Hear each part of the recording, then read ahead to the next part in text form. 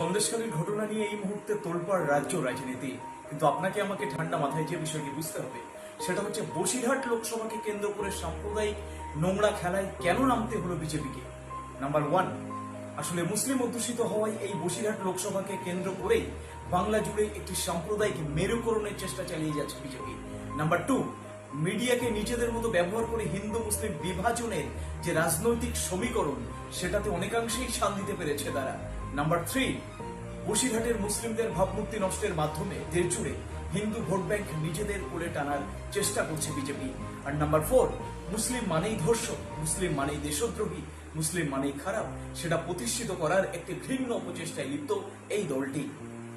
সর্বোপরি ভোট এলেই দেশ জুড়ে বিজেপির হিন্দু মুসলিম বিভাজনের যে চিরাচরিত রাজনৈতিক খেলা শুরু হয়, সেই খেলায় মুসলিম অধ্যুষিত বসিরহাট যে তাদের ভোট লিস্টে থাকবে সেটাই